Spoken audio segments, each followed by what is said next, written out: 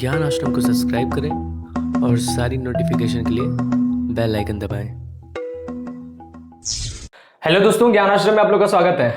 आज की वीडियो में हम लोग क्या करने वाले हैं, तो मांग की लोच जो चैप्टर है उसमें हमने बोला था कि आपको कुछ न्यूमेरिकल्स क्वेश्चन, कुछ प्रैक्टिकल क्वेश्चन भी करवाएंगे, जिससे आपको क्या है, दोनों तरह की चीजें आपको अच्छे तरीके से समझ में आ जाएगा। कौन कौन सा, एक अनुपातिक विधि भी अच्छे तरीके से समझ में आएगा, मुख्य तौर पर क्वेश्चन उसी का होता है, और दूसरा आपको कुल व्यय विधि भी अच्छे तरीके से समझ में आ जाएगा। हालांकि वो उस वीडियो में भी आपको समझ में आ गया था, इससे पहले वाले वीडियो में, लेकिन यहां पर भी आपको थोड़ा सा उसके बारे में और नॉलेज मिल जाएगा। तो वीडियो स्टार्ट करने से पहले हम आपको यही कहना चाहते हैं कि जो भी व्यक्ति ज्ञान आश्रम चैनल पर पहली बार आए हैं, चैनल को जरूर सब्सक्राइब करिएगा, बेल आइकन पे क्लिक करके नोटिफिकेशन ऑल पर सेट कर लीजिएगा, ताकि जब भी वीडियो बने आपको सबसे पहले मिल जाए। साथ ही साथ आपको वीडियो को शेयर भी करना है अपने उन दोस्तों को जो भी कॉमर्स से हैं या फिर जो जो इकोनॉमिक्स पढ़ते हैं, जिनको भी ये टॉपिक जरूरत है, उनको भी शेयर कीजिए ताकि उनको भी समझ में आए। ज्ञान आश्रम चैनल कॉमर्स वालों के लिए पूरी तरह से डेडिकेटेड चैनल है। इस चैनल पे आपको अकाउंटेंसी, बीएसटी और इकोनॉमिक्स का कंप्लीट सॉल्यूशन मिलने वाला है। साथ ही साथ हिंदी और इंग्लिश के भी क्लासेस बीच बीच में लगते रहते हैं, तो जरूर जरूर आप लोग ज्वाइन करिए। चलिए टॉपिक को शुरू करते हैं। आज जो है हम लोग क्वेश्चन समझेंगे, प्रैक्टिकल क्वेश्चन समझेंगे, ठीक है। और इस प्रैक्टिकल क्वेश्चन में आपको जो है बार बार वो क्वेश्चन बोर्ड पे लगेंगे, स्क्रीन पे लगेंगे, और हम जो है उसको सॉल्व करके आपको बताने जा रहे हैं। तो सबसे पहला क्वेश्चन आपके स्क्रीन पे लगेगा और हम जो है आपको यहां पर पढ़ते हैं, आपको समझाने के लिए। सुनिए, लिखा क्या है, निम्न सूचना के आधार पर दोनों वस्तुओं की कीमत लोच की गणना कीजिए। दो वस्तु हैं, यहां पर हम एक वस्तु की कीमत लोच की गणना कर देंगे, दूसरा आपके लिए होमवर्क के तौर पर रहेगा, आप उसका कर लेंगे। क्या लिखा है, वस्तु अ, वस्तु ब, दो टाइप का यहां पे वस्तु है। पहला वस्तु अ में देखते हैं, हम इसी का कर देते हैं, वस्तु ब का कर लेंगे। वस्तु अ में लिखा है मांग की मात्रा और कुल व्यय। कीमत नहीं दिया है, मांग की मात्रा और कुल व्यय। पहला जो है मांग की मात्रा जो है 5 किलोग्राम है, जिसपे कुल व्यय हुआ है 40 रुपए का। दूसरा जो है मांग की मात्रा 4 किलोग्राम है और कुल व्यय हुआ है 36 रुपए का, ठीक है। वस्तु ब भी आपको यहां पे बता दिया है, क्या 10 किलोग्राम मांग की मात्रा है, कुल व्यय है 50 रुपए, और 15 किलोग्राम मांग की मात्रा है, कुल व्यय है 60 रुपए। तो हम जब वस्तु अ की बात करें तो उसमें देखना है यहां पर हमें किन किन चीजों की जरूरत पड़ता है। तो मुख्य तौर पे हम लोग इलास्टिसिटी ऑफ डिमांड का जो फॉर्मूला जानते हैं, नीचे वाला फॉर्मूला जो रहेगा वो ज्यादा बेस्ट है। एक क्या है, delta Q upon delta P, ठीक है, गुणे पी अपॉन क्यू, यही फॉर्मूला होता है, ठीक है। यहां पर हम लोग देखेंगे, हम वस्तु अ की बात करें, किसकी वस्तु अ यानी कॉमोडिटी ए में हम बात करें, तो क्या कंडीशन हमारे पास दिया हुआ है, क्या क्या चीजें हैं। तो हमारा जो है सबसे पहला बात बोला है कि मांग की मात्रा 5 किलोग्राम, जो क्यू है स्टार्टिंग का, ठीक है। हमारे क्वेश्चन में जो क्यू है वो कितना दिया है, 5 केजी का, ठीक है, बहुत बढ़िया। उसके बाद जो है मांग की मात्रा जो घट गया है वो हो गया 4 किलोग्राम, यानी Q1। Q1 आपका कितना है, 4 किलोग्राम। अब देखिए Q और Q1 में क्या मतलब है, Q प्रारंभिक वाला वास्तविक वाला कंडीशन है, Q1 जो है परिवर्तन के बाद का कंडीशन है। बात क्लियर है। तो Q1 कितना हो गया, 4 किलोग्राम। इसके साथ साथ कुल व्यय दिया है, तो हमें व्यय से मतलब नहीं, हमें किससे, प्राइस से मतलब है ना, ठीक है। तो यहां पर हम उसको प्राइस में कन्वर्ट करेंगे, कुल व्यय के हिसाब से हम प्राइस में कन्वर्ट करेंगे। तो आपको वैसे कुल व्यय का फॉर्मूला हम लिख दें, तो कुल व्यय का फॉर्मूला क्या होता है, कुल व्यय बराबर होता है P इंटू क्यू डी, यानी क्यू डी की जगह केवल क्यू भी रख सकते हैं, क्वांटिटी ऑफ डिमांड, या फिर क्यू भी कह सकते हैं, बात वही है। तो P इंटू क्यू। पहले वाले कंडीशन में देख लेते हैं, पहले वाले कंडीशन में जो कुल व्यय है वो आपका है 40 रुपए, 40 रुपए है, ठीक है। कुल व्यय 40 रुपए।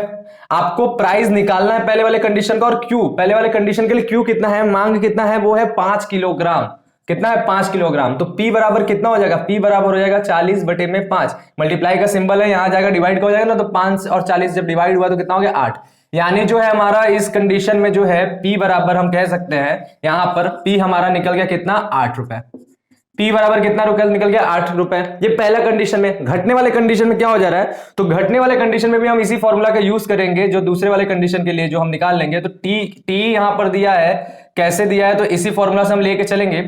यहां पे 1 1 लगा देते हैं ताकि पता चलेगा दूसरे कंडीशन की बात कर रहे हैं, ठीक है, परिवर्तन की बात की। तो यहां पर जो है आपका कुल व्यय जो है वो कितना है, 36 रुपए। कुल व्यय कितना है, 36 रुपए। P1 हमें फाइंड करना है, और Q1 यहां पर कितना है, तो Q1 यहां पर हो गया 4 रुपए। Q1 कितना हो गया, 4 रुपए हो गया। तो P1 बराबर यहां पर क्या हो जाएगा, 36 बटे में 4, यानी 4 9 36। कितना हो गया हमारा P1, कितना हो गया, P1 हो गया हमारा 9 रुपए, ठीक है। समझ में आ गया आपको, यहां तक बात अच्छे तरीके से समझ में आया। अब हमें जो निकालना है वो हम लोग फॉर्मूला पे रख लेंगे। हमारा जो है ईडी निकालना है, हम इसी फॉर्मूला पे अगर इसको रखे हैं तो आपको समझ में आ जाएगा। डेल्टा क्यू, डेल्टा क्यू का मतलब होता है क्यू में जो चेंज हुआ, चेंज इन क्यू, कितना चेंजेस हुआ, 5 और 4 में कितना परिवर्तन है, 1 का, ठीक है। तो 1 रखेंगे, बात क्लियर है। अच्छा, एक बात और आपको हम बता देना चाहते हैं, यहां पर पॉजिटिव और निगेटिव सिंबल एकदम इग्नोर करके चलेंगे। कोई जरूरत नहीं उसका, बस रिलेशन क्या है ये बात याद रखिएगा। अगर Q में जो है कमी होता है तो P में बढ़ोतरी होगा, अगर P में जो है या फिर Q में अगर बढ़ोतरी है तो P में क्या होगा, कमी होगा। यही रिलेशन है जो आपका मांग के नियम जो है वही रिलेशन के हिसाब से यहाँ पे काम होता है, इसी हिसाब से समझेंगे। ठीक है, तो यहाँ डेल्टा Q हो गया आपका 1, डेल्टा P भी कितना है, कितना चेंज हो रहा है, ये भी 1 का ही चेंज हो रहा है। ठीक है गुड़े, प्रारंभिक कीमत यानी P कितना है 8 रुपए, और प्रारंभिक वस्तु का जो है मांग कितना था 5 रुपए। ठीक है, तो ये हो गया हमारा यानी 8/5, और हम जब 5 से इसको कट किए तो कितना हो जाएगा, 5 एकम 5, 3 और 0, 6 5 30, ये हो गया। ठीक है, तो हमारा जो है मांग की लोच कितना है 1.60, यानी मांग जो है मांग की लोच जो है इकाई से ज्यादा है। मांग की लोच क्या है, इकाई से ज्यादा, एक से थोड़ा सा भी ज्यादा है मतलब इकाई से ज्यादा है, यही हमारा मांग की लोच है। समझ में आ गया आपको, यानी ये अत्यधिक लोचदार मांग है। दूसरे वाले कंडीशन में आप खुद इसको फाइंड करेंगे तो दूसरा वाला आप खुद से करेंगे। अब बात करते हैं हम लोग दूसरे क्वेश्चन पर। दूसरा क्वेश्चन फिर से आपके स्क्रीन पर लगेगा, आप साथ साथ देखिए पढ़िएगा। निम्न सूचना के आधार पर बिंदु लोच की गणना कीजिए, यानी वही बात है, मांग की लोच की गणना यहां पर भी करना है, बिंदु लोच वही विधि से लगेगा, सारा चीज सेम टू सेम। क्या क्या दिया है, P दिया है 20 रुपए, P1 दिया है 22 रुपए, Q दिया है आपका 5000, जो आपका Q1 है वो Q है। ठीक है, Q दिया है 5000 और Q1 जो है 4000। ठीक, तो हमें क्या फाइंड करना है, मांग की लोच, बिंदु लोच मतलब वही बात है, मांग की लोच फाइंड करना है। फॉर्मूला हमें पता है, मांग की लोच जो होता है वो क्या होता है, delta Q upon delta P गुणे P अपॉन Q। इस क्वेश्चन में हमें क्या क्या दिया है, Q दिया हुआ है, Q1 भी दिया हुआ है। ठीक है, उसके साथ साथ P दिया हुआ है और P1 भी दिया हुआ है। देखते हैं क्या क्या चीजें है। Q आपका जो है स्टार्टिंग वाला 5000 है, और आपका जो है Q1 जो है वो कितना हो गया 4000, यानी घटा है तो जाहिर सी बात है क्या होगा, प्राइस बड़ा होगा। दूसरा कंडीशन में प्राइस जो है प्रारंभिक वाला 20 रुपए है, और आपका जो है अंतिम वाला प्राइस जो है वो कितना 22 रुपए। फॉर्मूला पे हम लोग रख लेंगे फिर से, अगर हम यहीं पे सॉल्व कर दें ज्यादा बेस्ट रहेगा। डेल्टा Q में कितना परिवर्तन है, 5 से 4 में परिवर्तन के लिए कितना होगा 1000 परिवर्तन है। डेल्टा P में कितना परिवर्तन है, 20 से 22 के लिए कितना परिवर्तन है 2 रुपए का। ठीक है, फिर क्या है P कितना है 20 रुपए, और फिर हमारा Q कितना है, तो Q आपका जो है वो है 5000। समझ में आ गया, कट करेंगे 1 0 2 0 3 0, 1 0 2 0 3 0। ठीक है, 2 से इसको कट करेंगे तो 2 दहा में 20, और 5 से इसको कट करेंगे तो 5 दूना के 10, यानी जो है इकाई मांग की लोच कितना है वो 2 है। यहां पर भी अत्यधिक लोचदार मांग है, इकाई से अधिक लोचदार मांग है, ये भी आराम से समझ में आ गया, 2 हो गया। नेक्स्ट क्वेश्चन जो है हम यहीं पे देखते हैं। इस क्वेश्चन में लिखा क्या है, वस्तु की कीमत में, आपके स्क्रीन पर लगेगा आप भी देखेंगे साथ साथ, वस्तु की कीमत में 10% गिरावट के परिणाम स्वरूप मांग की मात्रा में प्रतिशत परिवर्तन ज्ञात कीजिए। जबकि जब यहां पे लिखा है, मान लीजिए कि वस्तु की कीमत मांग लोच 2.5 रुपए, यहां पे माइनस लिखा है, माइनस को इग्नोर करें, माइनस की कोई मतलब ही नहीं है, यहां पर 2.5 रुपए है, तो कैसे होगा, माइनस और प्लस का सिंबल इसमें इग्नोर कर दिया जाता है, कोई जरूरत नहीं होता है। अगर प्लस माइनस दिया भी है तो आप उसको जो है सॉल्व होने के बाद वो पॉजिटिव ही हो जाना है, वो कीमत लोच जब भी आएगा उसी तरीके से आना है। तो कीमत में प्रतिशत परिवर्तन, कीमत में प्रतिशत परिवर्तन यह हमारा दिया हुआ है, वो कितना दिया 10%, और गिरावट है तो इसको चाहे तो माइनस में भी रख सकते हैं। ठीक है, 10% हो गया। अगर माइनस में रखेंगे तो वहां पे भी आपको जो है माइनस में ही रखना पड़ेगा लोच, तभी जाके वो पॉजिटिव आंसर आ जाएगा। ठीक है, उसके बाद जो है और क्या बताया, परिणाम स्वरूप मांग की मात्रा में प्रतिशत परिवर्तन ज्ञात कीजिए। ठीक है, कीमत में प्रतिशत परिवर्तन दिया है, मांग में प्रतिशत परिवर्तन ज्ञात करने के लिए बोला है, मांग में प्रतिशत परिवर्तन ज्ञात करने के लिए बोला है कि मांग में प्रतिशत परिवर्तन कितना होगा। तो ठीक है, हम ये लिख देते हैं मांग में प्रतिशत परिवर्तन क्वेश्चन मार्क, इसको हमें फाइंड करना है। और इसके साथ साथ मांग की लोच क्वेश्चन में दिया हुआ है, मांग की लोच आपके क्वेश्चन में कितना दिया है, तो मांग की लोच आपका दिया हुआ है, ईडी जो है वो कितना है 2.5, ईडी जो है आपका कितना है, ईडी 2.5 के बराबर है। ठीक है, यहां पे अगर माइनस रखेंगे तो यहां पे माइनस होगा, नहीं रखेंगे तो कोई दिक्कत नहीं। ये हो गया, आपको पता है फॉर्मूला, दूसरा वाला फॉर्मूला, क्योंकि हम प्रतिशत परिवर्तन का है तो हमें वही प्रतिशत परिवर्तन वाला फॉर्मूला लेकर चलना है। फॉर्मूला होता है मांग में प्रतिशत परिवर्तन बराबर, मांग में प्रतिशत परिवर्तन बराबर, मांग में प्रतिशत परिवर्तन बटे में, सॉरी, मांग में प्रतिशत परिवर्तन बटे में, कब से हम बराबर बोल रहे हैं। ठीक है, ईडी बराबर यानी इलास्टिसिटी ऑफ डिमांड बराबर मांग में प्रतिशत परिवर्तन बटे में कीमत में प्रतिशत परिवर्तन। थोड़ा सा समझिएगा, वहां पे हमने गलत बोल दिया था स्टार्टिंग में, कीमत में प्रतिशत परिवर्तन लिखा लेकिन सही है, कीमत में प्रतिशत परिवर्तन। ठीक है, ये हो गया, ये हमारा हो गया। अब क्या होना है, अब हमारा फॉर्मूला में सारी चीज दिया हुआ है, क्या क्या दिया हुआ है, ईडी हमारा दिया हुआ है कितना 2.5, तो हमने ईडी पे रख दिया 2.5। ठीक है, मांग में प्रतिशत परिवर्तन कितना दिया है, तो वही तो हमें फाइंड करना है, तो हम उसको x मान लेते हैं, या उसको जो है प्रतिशत परिवर्तन जो है तो लिख ही देते हैं, पूरा चीज छोड़िए। मांग में प्रतिशत परिवर्तन हमें निकालना है तो हम उसी चीज को लिख दिए, मांग में प्रतिशत परिवर्तन। ओके, ये हो गया। बटे में क्या है, कीमत में प्रतिशत परिवर्तन दिया था कितना 10%, ठीक है, तो 10 रख देंगे। तो मांग में प्रतिशत परिवर्तन बराबर क्या होगा, आपको पता है कि तिर्यक गुणा होता है, यहाँ का इसका गुणा होता है, इसके नीचे कुछ नहीं तो एक है तो इसका इसमें गुणा होगा, यानी मांग में प्रतिशत परिवर्तन जो है 1 से गुणा होकर सेम रहेगा, मांग में प्रतिशत परिवर्तन 1 से गुणा होकर वही रह जाएगा, और बराबर में क्या हो जाएगा, प्रतिशत परिवर्तन बराबर 2.5 गुणे 10, कितना 2.5 गुणे 10 बराबर कितना हो जाएगा 25, कितना हो जाएगा 25। तो ये आपका जो है 25%, ठीक है, क्योंकि प्रतिशत में ये था, यहाँ पे प्रतिशत परिवर्तन की बात हो रहा है ना, तो ये 25 प्रतिशत आया। अब एक सोचने वाली बात, ये 25% तो आ गया, लेकिन ये क्या होगा 25% बढ़ेगा कि घटेगा, तो हमने बताया क्वेश्चन के अकॉर्डिंग चीजें देखना है। यहां जो है कीमत में प्रतिशत परिवर्तन जो है ये कैसा था, ये घटने के लिए था, ठीक है, कीमत घट रहा था, तो आपका मांग में जो प्रतिशत परिवर्तन होगा वो क्या होगा, वो बढ़ेगा, सीधी बात है, क्योंकि कीमत और मांग में उल्टा संबंध होता है, आपको पता है, जब कीमत 10% घट रहा है तो यहाँ पे जब भी मांग होगा वो बढ़ेगा ही बढ़ेगा, घटने वाला कभी हो ही नहीं सकता, समझ में आ रहा है ना, तो यहां पर क्या होगा, ये बढ़ेगा, क्लियर है। ये तीसरा क्वेश्चन हो गया। चौथा क्वेश्चन हम लोग समझते हैं, इसको इरेज करके देखिए, हम क्वेश्चन तो करवा दे रहे हैं, उसके बाद इरेज कर दे रहे हैं, तो आप उसका स्क्रीनशॉट ले लें या साथ साथ नोट करते रहिएगा, तभी आपको जो रहेगा क्वेश्चन रहेगा तो अच्छे तरीके से समझ में आएगा। नेक्स्ट बात हमारा क्या है, फोर्थ क्वेश्चन आपके स्क्रीन पर लगेगा, आप भी साथ साथ पढ़ेंगे।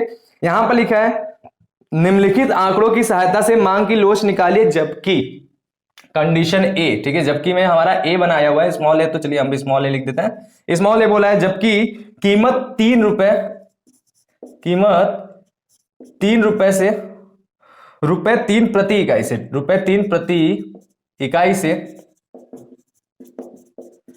से बढ़कर 4 रुपए, ठीक है, बढ़कर 4 रुपए प्रति इकाई हो जाती है, ठीक है, प्रति इकाई हो जाती है, ठीक है, पहली बात, ओके, ये पहला कंडीशन। और दूसरा कंडीशन है वो आप लोग खुद करेंगे, ठीक है, दूसरा कंडीशन है कीमत रुपए 4 प्रति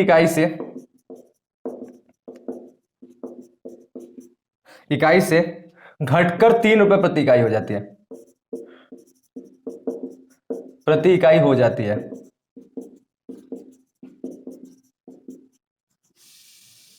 प्रति इकाई हो जाती है। अच्छा, अब देखिए यहां पर क्या है, यहां पर ये तो बात हो गई, लेकिन इसमें ढेर सारी चीजें दिया हुआ है इस क्वेश्चन में, जो है एक पूरा आप देख रहे हैं चार्ट लगा हुआ है, और उसमें बताया मूल्य प्रति इकाई, जिसको पीएक्स लिखा हुआ है, यानी पी भी केवल कर सकते हैं, क्या क्या लिखा है, 6 रुपए, 5 रुपए, 4 रुपए, 3 रुपए, 2 रुपए, 1 रुपए, इस तरीके से दिया हुआ है। और मांग जो है 6 रुपए के नीचे 750 है, 5 रुपए के नीचे 1250 है, 4 रुपए के नीचे 2000 है, 3 रुपए के नीचे 3250 है, 2 रुपए के नीचे 4750 है, 1 रुपए के नीचे 8000 है। मतलब ये बताया कि 1 रुपए पे इतना मांग है, 2 रुपए पे इतना, 3 रुपए पे इतना, 4 रुपए पे इतना, ऐसा करके पूरा दिया हुआ है, और हमें सारा चीज दिया हुआ है। लेकिन क्वेश्चन में कंडीशन देखिए, केवल और केवल 2 चीजों का खेल है। एक क्या बोला है, एक 3 रुपए वाला बोला है, फिर 4 रुपए वाला यहाँ पे भी बोला, फिर यहाँ पर भी 4 रुपए बोला है, तो 3 रुपए। तो हमें जो है 3 और 4 रुपए वाले चीजों को ही केवल समझना है। हम जो है आपको ए वाला समझाते हैं। ए वाला बोला है कि कीमत जो है 3 से बढ़कर क्या 4 हो जाता है, ठीक है। तो सबसे पहला हमारा 3 से बढ़कर 4 हो जाएगा, तो P बराबर यहाँ पे 3 होगा, P1 यहां पर कितना हो जाएगा, बढ़कर 4 हो जा रहा है, तो P1 कितना 4 हो जाएगा।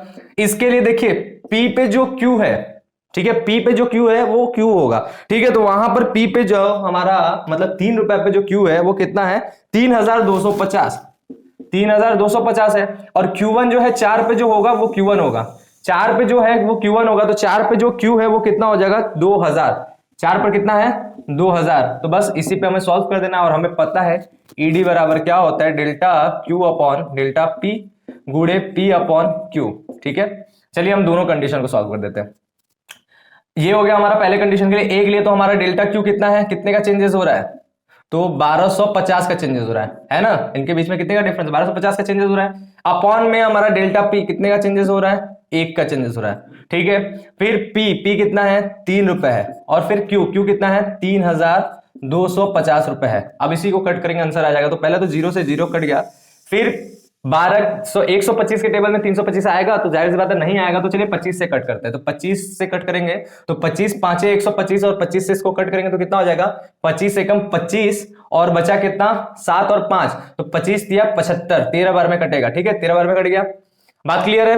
अब जो है आपका देख रहे हैं कि दोनों कटने वाला चीज ने तो मल्टीप्लाई कर लेंगे, तो 15 बटे में 13, और 13 से 15 को कट करेंगे तो 1.1, ठीक है, क्योंकि 6 0 नहीं 1 दशमलव जो है, हाँ आपका जो होगा 13 एकम 13, फिर 2 और 0 बचा तो 13 एकम 13 और 7 और 0 बचा तो 13 26 39 39 58 13 13 छक 78, लगभग लगभग 6 के बराबर, लगभग लगभग 6 के बराबर जाएगा, तो इतना जाएगा। तो ये आपका क्या, इकाई से अधिक, यहां पर भी क्या है, मांग की लोच इकाई से अधिक है, यानी अधिक लोचदार मांग इकाई से अधिक वाला जो होगा वही होगा। ठीक है, ये आपका समझ में आ गया, क्लियर है सबको अच्छे तरीके से। 1.154 है, 6 नहीं बन पा रहा है, 5 4 हो जा रहा है, तो अगर ये 5 रहता तो 6 बन जाता। ठीक है, तो ये हो गया, क्लियर है। नेक्स्ट वाला हम जब देखेंगे तो हमारा बी वाले कंडीशन में चीजें बदल जाएगा, जस्ट उल्टा हो जाएगा। यहां पर पी जो होगा वो 4 हो जाएगा, प्रारंभिक कीमत 4 है, और P1 जो होगा वो कितना हो जाएगा, 3 हो जाएगा। ठीक है, P जो है 4, P1 जो है 3। ओके, उसके बाद Q जो है, Q जो Q1 वाला है वो Q बन जाएगा कितना, 2000, और Q1 जो है वो कितना हो जाएगा, Q1 जो है आपका उल्टा, जो Q वाला है यानी 3250, ये हो गया। फॉर्मूला यही है, तो फिर से हम ये फॉर्मूला लगा देंगे, ईडी बराबर हो गया डेल्टा Q, ठीक है, delta Q upon delta P गुणे P अपॉन Q। फॉर्मूला पे सारे चीज को रख देंगे। डेल्टा Q इस बार भी परिवर्तन कितना, 1250 का ही है, कोई दिक्कत नहीं है। डेल्टा P इस बार भी परिवर्तन कितना, 1 का ही, गुणे P कितना है इस बार 4 हो गया, और Q कितना है इस बार जो है हमारा 2000 हो गया। समझ रहे हैं, चीजें थोड़ी सी बदली है, और अमाउंट उसी तरीके से हम लोग रख देंगे। आप जो है 0 से 0 कट गया, 25 के टेबल से काटेंगे, 25 5 125, और 25 से इसको कट करेंगे तो 25 8 हो जाएगा हमारा क्या, 200। 4 से कट करेंगे तो 4 दूना के 8, और 2 से इसको कट करेंगे तो कितना आ जाएगा, 2 दूना के 4 और 2 5 10, यानी 2.5। यहां पर क्या है, फिर से अत्यधिक लोचदार मांगा और इससे भी अधिक लोचदार मांगे, क्योंकि 2.5 आया, तो समझ में आ गया होगा। तो ये आपका आंसर हो गया, क्लियर है। तो ये हो गया 4th क्वेश्चन। अब जो है एग्जांपल नंबर 5, क्वेश्चन नंबर 5 हम आपको समझाएंगे अच्छे तरीके से। आप लोग साथ साथ नोट भी करते रहिएगा, स्क्रीनशॉट लेते रहिएगा।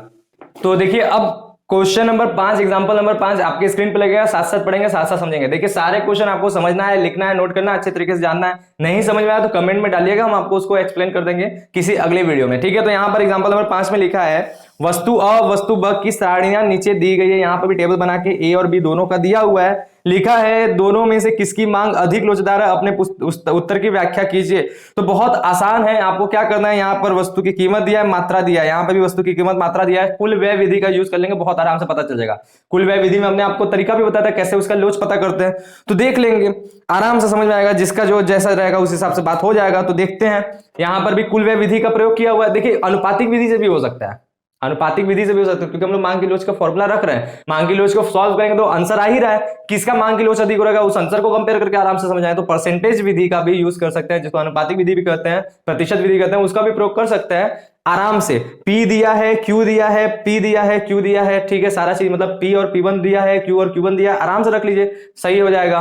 और जो है आप जो है कुल व्यय विधि का भी प्रयोग कर सकते हैं। तो बोलिए हम कौन सी विधि से यूज कर दें, तो हम सोच रहे हैं क्या, पहले वाले के लिए हम जो है आपको, क्योंकि देखिए अगर कुल व्यय विधि का प्रयोग करेंगे तो दोनों का चार्ट बनाना पड़ेगा, उनका दोनों कुल व्यय निकालना पड़ेगा, तब समझ में आएगा। और अगर आप जो है ये प्रयोग करते हैं, अनुपातिक विधि का प्रयोग करते हैं, तो यहां पर क्या होगा, यहां पर आप फॉर्मूला रख के सॉल्व करेंगे तब भी बहुत आराम से समझ में आएगा। तो दोनों को तो सॉल्व करना ही पड़ेगा यहां पर, इसके बिना तो कुछ हो नहीं सकता। तो पहले कुल व्यय विधि से समझ लीजिए। पहले वाले जो है कॉमोडिटी ए की बात कर ले हम लोग, वस्तु अ की बात करें तो कॉमोडिटी ए के लिए हमारा कितना कुल व्यय होगा, तो देखते हैं। कॉमोडिटी ए के लिए जो कुल व्यय है, तो टी का फॉर्मूला हमने बताया P इंटू क्यू होता है। चलिए, टी कितना हो जाएगा, तो कॉमोडिटी ए का P जो है वो कितना है, पहले कुल व्यय जो है पहले 100 था, ठीक है। अच्छा, क्या क्या दिया इसमें लिख लेते हैं। P जो है 100 है, और Q जो है आपका कितना है, Q जो है वो कितना है, स्टार्टिंग में 1000, बिल्कुल ठीक है। फिर उसके बाद जो है P1 जो है इसमें कितना दिया है, P1 आपका दिया है 102, और Q जो है वो कितना हो गया, Q1 वो कितना हो गया 900, ठीक है, 900 हो गया। तो हम क्या कर रहे हैं, हम लोग जो है सीधे टी निकाल दे रहे हैं। तो टी का फॉर्मूला आपको पता है, यहीं पे हम टी लिख देते हैं दोनों कंडीशन का, ये टी निकाल दे रहे हैं, ठीक है। तो कैसे निकलेगा, P इंटू क्यू करेंगे, P यहां पर है, Q यहां पर है, मल्टीप्लाई कर देंगे तो कितना हो जाएगा, 10,000 होगा ना। 1000 इंटू 100 कितना हो जाएगा, अच्छा 1 लाख हो जाएगा, 100 इंटू 1000 1 लाख हो जाएगा, ठीक है, 1 लाख हो जाएगा। और इस कंडीशन में आप मल्टीप्लाई कीजिए तो लास्ट के 2 जीरो सेम रहेंगे, फिर 9 का मल्टीप्लाई करेंगे, 9 दूना 18, ठीक है, और फिर 9 एकम 9, तो ये 91,800 होगा। तो कुल व्यय क्या हो रहा है हमारा, देखिए प्राइस बढ़ने पे व्यय घटेगा। आपको बताया था हमने कौन सा विधि है, कौन सा कंडीशन होगा, लोचदार होगा कि क्या होगा, बेलोचदार होगा। देखिए क्या होता है कि जब हमारा प्राइस यहां से यहां बढ़ रहा है और हमारा व्यय जो है घट जा रहा है, तो ऐसे कंडीशन में हमने बताया था मांग की लोच वाले में, जब हमने व्यय टोटल व्यय विधि जब बताया था, टोटल आउटलेट मेथड, तो ये क्या होता है, इकाई से कम मांग की लोच होता है। क्या होता है, इकाई से कम मांग की लोच होता है। तो यहां पर ये कंडीशन बन रहा है, ठीक है। अब दूसरे वाले वस्तु के लिए देखिए, कॉमोडिटी ब के लिए यानी बी के लिए, ठीक है, कॉमोडिटी बी के लिए जब देखेंगे तो आपको क्या देखेंगे, यहां पर भी वही कंडीशन बना रहते हैं। पी यहां पर जो है कितना है और P1 कितना है, तो यहां पर जो P है आप जब देखेंगे तो इस क्वेश्चन में जो P आपका दिया है वो कितना है, 100 नहीं 200। स्टार्टिंग में जो P है वो कितना है, 200 है, और P1 जो कितना है वो कितना है, 198। P1 जो है 198। Q देखेंगे इस कंडीशन में जो है, जब 200 कीमत था तो मांग जो है वो कितना था, 1000 था, और जब आपका Q1 जब 198 हो गया तो मांग जो है बढ़ गया, वो प्राइस घटने पर वो कितना हो गया, 1100। 1100 हो गया। अब वह हम निकाल लेंगे यहां पर भी, ठीक है। तो हमारा टी देख लेते हैं इस कंडीशन में कितना है, 200 इंटू इसको करेंगे तो कितना हो जाएगा, 2 लाख, है ना, समझ में आ रहा है। और इसका जब मल्टीप्लाई करेंगे तो यहां पर भी देख लेंगे, तो पहले तो लास्ट का 2 जीरो तो सेम रह गया, कितना हो गया, 2178, तो 2,17,800 बिल्कुल यही होगा टोटल व्यय, ठीक है, टोटल व्यय यही होगा। तो हमारा ये हो गया, ठीक है। अब इसको समझिए, अब यहां पर क्या है, कुल व्यय बढ़ गया, इसमें कुल व्यय घटा था, यहां पे कुल व्यय बढ़ गया, तो जस्ट उल्टा कंडीशन बनेगा, क्या होगा, मांग की लोच जो होगा वो इकाई से ज्यादा हो जाएगा। मांग की लोच इकाई से ज्यादा, तो बताइए किसकी मांग की लोच ज्यादा है। अब भाई एकदम आंख के सामने है, ये जो दिख रहा है हमारा मांग की लोच इकाई से कम है, ये जो दिख रहा है मांग की लोच इकाई से ज्यादा, तो किसकी मांग की लोच ज्यादा है, इसी की ज्यादा ना, क्योंकि इकाई से इसका ज्यादा है, तो कॉमोडिटी बी की मांग की लोच ज्यादा है, कॉमोडिटी ए की मांग की लोच कम है। ये हुआ कौन सी विधि, टोटल आउटलेट मेथड। अब जो है हमारा जो टोटल एक्सपेंडिचर मेथड कहते हैं। अब परसेंटेज मेथड से भी आप देख सकते हैं, पहले वाले कंडीशन का देखिए सारी चीज दिया हुआ है, बहुत कैलकुलेशन करना पड़ेगा तब भी हम निकाल देते हैं। जैसे पहले वाले कंडीशन का देखिए, ईडी जब निकालेंगे ए के लिए जब ईडी निकालेंगे तो चेंजेस कितना है, क्यू में क्या होता है, delta Q upon delta P गुणे पी अपॉन क्यू, ठीक है। ए के लिए जब निकालेंगे तो कितना हो जाएगा, क्यू कितना है, आप देखिए, तो क्यू जो है उसमें चेंजेस केवल = लगा लेते हैं, क्यू में चेंजेस है 100 का, 100 हो गया। पी में चेंजेस कितने हैं, 2 रुपए का। प्रारंभिक पी कितना है, 100। प्रारंभिक क्यू कितना है, 1000। 0 0 कट गया, 3 0 कट गया, 2 से कट करेंगे 2 5, तो ये कितना हो गया, 5, ठीक है। यहां पर आ गया 5। अगले कंडीशन में देखेंगे बी का, ईडी बराबर जो है पी अपॉन क्यू, सब चीज सही था, बिल्कुल ठीक है। अगले वाले कंडीशन में हम लोग देख लेंगे, तो हमारा यहां पर पी देखिए कितना है, यहां पर इसमें चेंजेस कितने का हो रहा है, तो फिर से 100 का ही चेंजेस हो रहा है, इसी फॉर्मूले पे लिख रख के चल रहा है, दोबारा फॉर्मूला नहीं लिख गया, ठीक है। 100 का चेंज हो रहा है, इसमें फिर से कितने का परिवर्तन है, 2 का परिवर्तन है। प्रारंभिक जो प्राइस है वो 200 है, और जो आपका प्रारंभिक क्यू जो है वो कितना है, 1000 है, समझ में आ गया। फिर 0 कट करेंगे, 1 2 3, 1 2 3, 2 से कट करेंगे 2 5 10, और 5 से कट करेंगे 5 दूना का 10। दोनों में किसका लोच अधिक है, यहां पर दिख रहा है, यहां पर भी बी का लोच अधिक है, तो सीधी सी बात है, ये किसका, बी का लोच इसमें भी अधिक है। तो समझ में आ गया, तो ये पूरा कंडीशन हमारा बनके तैयार होगा। तो दोनों तरीके से हम लोग जो है निकाल सकते हैं कि किसकी अधिक लोचदार मांग है। तो बी जो है ए की अपेक्षा अत्यधिक लोचदार है। यहाँ पे केवल 5 का लोच था, यहाँ पे 10 का लोच है, तो जाहिर सी बात है ज्यादा का लोच है, क्लियर है। तो यहां पर जो है इस विधि से भी हमने जो है मांग का लोच को पता कर लिया किसका ज्यादा है। ये हो गया 5वां क्वेश्चन। अब हम लोग देखेंगे 6ठा क्वेश्चन। तो अब 6ठा क्वेश्चन आपके स्क्रीन पे लगेगा, साथ साथ देखेंगे। यहां पर लिखा है वस्तु की कीमत 5 रुपए प्रति किलोग्राम से घटकर 4 रुपए प्रति किलोग्राम हो गई। एक उपभोक्ता ए की उस वस्तु की मांग 4 किलोग्राम से बढ़कर 6 किलोग्राम हो गई, तो मांग की लोच ज्ञात कीजिए। तो ये तो बहुत सिंपल है, हमको लगता है आप लोग कर लेंगे। 5 पहले कीमत था, 4 हो गया, ठीक है। उपभोक्ता की मांग जो है 4 पहले तब 6 हो गया, तो आराम से निकाल लेंगे। आपको पी भी दिया है, P1 भी दिया है, Q दिया है, Q1 भी दिया है, तो इसको आप लोग कर लेंगे, इसलिए इस क्वेश्चन को रहने देते हैं, ठीक है। आप लोग करिएगा, स्क्रीन पर लगा था, पढ़ लेंगे, उसको कर लेंगे, ठीक है। 7वां क्वेश्चन है, मान लीजिए मांग की पिछली मात्रा 100 रुपए थी, 100 थी, मतलब मात्रा यहाँ पे है मांग का 100 था, और उसके बाद बोला है वस्तु की कीमत में 5 रुपए वृद्धि होने से मांग की मात्रा में 5 इकाई की कमी हो गई। मांग की लोच 1.2 है, तो परिवर्तन से पहले की कीमत निकालिए। अब देखिए यहां पर समझने वाली बात आ गया, यहां पर जो है मांग की मात्रा दिया है, स्टार्टिंग वाला क्वेश्चन में जो चीज है वो लिख लेते हैं। ये क्वेश्चन नंबर 7 अच्छा है, आपको क्वेश्चन मिलेंगे इस तरह के। तो यहां पर क्या है, यहां पर जो है क्यू दिया हुआ है, पहले की मात्रा है ना, यहां पर पहले की मात्रा जो दिया हुआ है वो कितना दिया है, 100, क्यू जो है वो 100 है। फिर इसके बाद क्वेश्चन कहता है कि वस्तु की कीमत में 5 रुपए की वृद्धि होने से, 5 रुपए की वृद्धि होने से, यानी जो भी कीमत होगा P1 में कितना वृद्धि हो रहा है, 5 रुपए की वृद्धि, यानी जो है P1 जो होगा आपका P में 5 रुपए जोड़ के ही बनेगा, 5 रुपए की वृद्धि हो रहा है, ठीक है। तो P में 5 रुपए जोड़ के ही P1 बनेगा, जाहिर सी बात है, पहले जो भी P होगा प्रारंभिक कीमत उसे 5 में जोड़ेंगे तभी तो P1 होगा।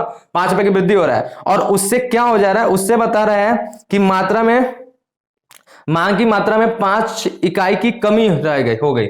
जो 5 इकाई की कमी, यानी Q1 जो होगा 5 कम हो जाएगा, इससे 5 इकाई कम होगा तो 95, ये तो समझ में आ रहा है ना, 5 कम होगा तो 95 हो जाएगा। और हमें P पता करना है कि P क्या होगा, प्रारंभिक कीमत, चेंज होने से पहले कीमत क्या होगा ये पता करना है। जबकि ईडी हमारे क्वेश्चन में दिया है कि जबकि ईडी जो होगा वो कितना होगा, 1.2, ईडी हमारा दिया हुआ है कि 1.2 होगा, तो आपको P फाइंड करना है। चलिए क्वेश्चन पे सॉल्व करेंगे, आराम से हो जाएगा, कोई दिक्कत की बात नहीं है। देखिए यहां पर हमारा क्वेश्चन कहता है ईडी बराबर delta Q upon delta P, ठीक है, multiply by P upon Q, ये क्वेश्चन में है हमारा, जानते हैं कि ये फॉर्मूला है, आराम से इसको सॉल्व करेंगे। जब हम लोग डेल्टा Q कितने का परिवर्तन है इन दोनों के बीच में, 5 का परिवर्तन है, डेल्टा Q 5 हो गया। डेल्टा P कितने का परिवर्तन, तो बोला है 5 रुपए का जो है वृद्धि हो रहा है कीमत में, तो परिवर्तन 5 रुपए का ही हो रहा है ना, यहाँ पे भी ये भी हमें पता है क्या हो रहा है, 5 है कि नहीं, समझ में आ रहा है, क्योंकि बताया है यहाँ पे ना, यहाँ पे सोचने वाली बात है कि बताया है कि कीमत में कितनी की वृद्धि हो रहा है, तो बोला है कि वस्तु की कीमत में 5 रुपए की वृद्धि हो रहा है। जब चेंजेस बताए हो तो चेंजेस में हमने डेल्टा P 5 रख लिया है, और आप देख भी रहे हैं P से P जब P1 जा रहा है तो 5 रुपए चेंज हो रहा है, ठीक है। ऐसे कंडीशन में P हमारा जो है प्रारंभिक कीमत हमें नहीं पता, वो तो फाइंड करना है। Q हमें पता है, Q कितना है, प्रारंभिक वाला 100 है, ये हमें पता है, तो 5 से 5 कट गया। और यहां पर ईडी भी जो है, ईडी भी हमारा कितना है, 1.2 है ना, तो ये भी पता है, तो ईडी भी हमारा 1, अच्छा इसको जो है ना इधर के बजाय हम यहाँ पे सॉल्व करें तो ज्यादा अच्छे तरीके से समझ आएगा। फॉर्मूला पे जितनी चीजें यहाँ पे रख देते हैं। देखिए ईडी हमारा 1.2 दिया हुआ है, डेल्टा Q हमने 5 निकाले, डेल्टा P 5 हो गया, P जो है हमें फाइंड करना, Q जो है वो कितना है, 100 है। चलिए 5 से 5 कट गया। अब देखिए यहां वाला इसका गुणा होगा तो P बराबर हमारा कितना हो जाएगा, जब इसका इससे गुणा होगा, यानी 1.2 गुणे 100, वो बराबर कितना हो जाएगा, 12 और 1 0, 120 रुपए। P जो होगा वो कितना होगा, 120 रुपए होगा, तब ऐसा कंडीशन बनेगा। तो आराम से फाइंड हो गया P, ठीक है। तो ये हो गया हमारा 7वां क्वेश्चन। अब आज का आखिरी क्वेश्चन, आज का आखिरी क्वेश्चन हम लोग चलेंगे, तो इसको पहले इरेज कर ले और आप लोग जो है नोट करते रहिए, साथ साथ समझते रहिए। और जहां भी नहीं समझ में आ रहा है, जहां भी नहीं समझ में आ रहा है, आप कमेंट में जरूर पूछिएगा, आपको वो चीजें फिर से एक्सप्लेन कर दिया जाएगा, या फिर वीडियो को थोड़ा सा धीरे धीरे करके और साथ में समझते हुए, पीछे कर करके समझते हुए चलेंगे तो भी बहुत आराम से समझ में आ जाएगा। तो आज का आखिरी क्वेश्चन 10वां, और इस तरह के जितने क्वेश्चन हमने आपको बताया, इससे आप पूरा का पूरा क्वेश्चन अपने बुक का, जिस बुक से हम पढ़ाते हैं हरिश्चंद्र शर्मा का, उसका सारे क्वेश्चन लगा लेंगे। और उसके बाद भी अगर नहीं समझ में आता, व्हाट्सएप वगैरह पे आप पूछेंगे, टेलीग्राम वगैरह, इंस्टाग्राम, कहीं पे भी आप पूछेंगे तो उसका रिप्लाई आपको मिल जाएगा, उसका सॉल्यूशन आपको बता दीजिएगा। नहीं तो एक दिन क्लास में ही आपको हम बता देंगे, क्योंकि छोटे मोटे सॉल्यूशन है, तुरंत क्लास में भी आराम से बताया जा सकता है। तो यहां पर देखेंगे 10वां क्वेश्चन लगा हुआ है, क्या लिखा हुआ है कि एक वस्तु की मांग, अच्छा कुछ बच्चे सोचेंगे कौन से क्लास में, तो लाइव क्लास में, लाइव क्लास जो होता है इकोनॉमिक्स का उसमें बता देंगे, ठीक है। एक वस्तु की मांग 4 रुपए कीमत पर 25 इकाइयां थी, ठीक है। माना कि वस्तु की कीमत बढ़कर 5 रुपए हो जाती है, माना कि वस्तु की कीमत बढ़कर 5 रुपए हो जाती है, और परिणाम स्वरूप जो है वस्तु की मांग गिरकर 20 इकाइयां हो जाती है, तो कीमत लोच की गणना करें। तो ये भी क्वेश्चन आसान है, हमने गलत क्वेश्चन ले लिया इसको भी, ठीक है। तो ये भी बहुत आसान है, इसको भी आप कर लेंगे। तो बस अभी के लिए इतना ही, और बाकी सारे क्वेश्चन, क्योंकि हम देखें आगे के सारे क्वेश्चन एकदम इजी हैं, तो बहुत आराम से आप कर सकते हैं। तो आज के वीडियो में बस इतना ही, ये भी क्वेश्चन आपके लिए होमवर्क के तौर पे है, इसको भी आप कर लीजिएगा, अच्छे तरीके से समझ लीजिएगा, तो सारे क्वेश्चन हो जाएंगे। और क्यों हो जा रहे हैं, हम क्यों ऐसा बोल रहे हैं, क्योंकि देखिए आपका P दिया है, Q दिया है, P1 दिया है, Q1 दिया है, सब दिया हुआ है, सब दिया हुआ है, तो आराम से कीमत लोच निकाल ही लेंगे फॉर्मूला पे रख के, तो बहुत आराम से ये क्वेश्चन हो जाएगा। तो बस आज की क्लास इतना ही। अभी आपको सारा का सारा पढ़ाना समझ में आया, सारा के सारे क्वेश्चन समझ में आया, तो आप लोग अपने क्वेश्चन अपने अपने बुक से सॉल्यूशन करिएगा, बहुत अच्छे तरीके से समझिएगा। और नहीं समझ में आता तो इंस्टाग्राम पे, टेलीग्राम पे, व्हाट्सएप पे, कहीं पे भी मैसेज करके आप पूछिएगा। हमारे साथ जुड़े रहिएगा, ज्वाइन होइएगा क्लास को। उसके लिए आपको क्या करना है, चैनल को सब्सक्राइब करना है, बेल आइकन पे क्लिक करके नोटिफिकेशन को ऑल पर सेट कर लेना है। साथ ही साथ डिस्क्रिप्शन पे टेलीग्राम चैनल का लिंक है, उसको जरूर ज्वाइन कीजिएगा, क्योंकि चैनल से related information, video link, notes, important question सारे के सारे वहीं पे दिए जाते हैं, तो उसको भी आपको ज्वाइन जरूर कर लेना है, ताकि आपको सारी चीज मिलते रहे time to time, live class के अपडेट वहां पे मिलते रहे आपको टाइम टू टाइम। और फेसबुक पर हमारे पेज को फॉलो कर लीजिएगा, इंस्टाग्राम पे हमें फॉलो कर लीजिएगा ज्ञान आश्रम को, ताकि आपको हमसे हमेशा जुड़ाव महसूस हो और आप जो है हमेशा जुड़े रहें। कोई भी क्वेश्चन पूछना है तो आपको कोई सोचना ना पड़े, कहीं पे भी आप हमसे क्वेश्चन पूछ सकते हैं। लेकिन याद रखिएगा सबसे पहले रिप्लाई इंस्टाग्राम पे ही मिलता है, इसलिए इंस्टाग्राम को फॉलो करना बहुत ज्यादा जरूरी है। टेलीग्राम को ज्वाइन करना बहुत ज्यादा जरूरी है, क्योंकि वहां पर नोट्स वगैरह मिलता है। तो ये दो चीज तो एकदम कंपलसरी है, इसको जरूर करिएगा। तो मिलेंगे हम लोग किसी नेक्स्ट वीडियो में। अब मांग की लोच पूरा चैप्टर कंप्लीट, कुछ भी नहीं पढ़ना है ना। अब हम लोग को उत्पादन फलन पे चलना है, तो हम लोग उत्पादन वाले चैप्टर पे आ गए। और उत्पादन फलन जिस समय कंप्लीट होगा, मतलब उत्पादन वाला जब पूरा पूरा प्रोडक्शन कंप्लीट होगा, तो फिर मार्केट पे चलेंगे और फिर हमारा माइक्रो इकोनॉमिक्स कंप्लीट। मतलब 2 टॉपिक अब और बचा है, बाकी सारा टॉपिक कंप्लीट हो गया। तो मिलेंगे हम लोग किसी नेक्स्ट वीडियो में, मतलब उत्पादन फलन वाले वीडियो में। तब तक आप लोग अपना ढेर सारा ख्याल रखिएगा। Thank you, bye.